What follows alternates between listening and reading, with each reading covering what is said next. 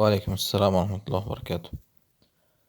Aytadilar, bir kishi menga qo'shiqchiligini tashlab namozni boshlasa, keyin odamlarga imomlikka o'tsa, uning ortidan namoz o'qib bo'lmaydi dedi. Bu qanchalik to'g'ri debdilar. Bekor gap bu. At-tavbatu tajubbu ma qablaha. Nabiy sallallohu alayhi vasallam aytganlar, Imom Muslim rivoyat qilgan hadisda, tavba o'zidan oldingi hamma ishni kesadi. Kesadi degani mutlaqo yo'q bo'ladi avvalgi ishlari. Qilmagandek bo'ladi. Kerak bo'lsa o'sha yomon ishlarini Alloh aytganki, yubaddilullohu sayyiatihim hasanat, yomonliklarini hasanatga aylantirib beradi degan. Bu shayton fikr odamlardan chiqqan gap bu.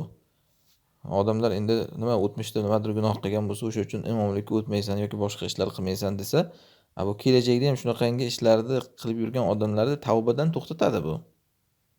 Bularga tavba qilganing bilan baribir sen o'sha o'tmishdagi nom bilan bulg'anib qolar ekansan sen deb odamlar keyin tavba ham qilmaydi. Bu qo'shiqchilikni qo'ying.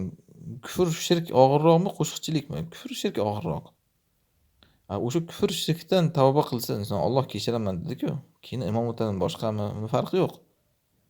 Ana shunga o'xshash bu qo'shiqchilikda ham nima aloqasi bor imomlikka, ya'ni? Muhimi tavba qildimi odam, albatta imom o'tishligi joiz. Balki Alloh tavbani shartlaridan biri aytgan, tabu va aslahu, tavba qilib isloh qilsa degan.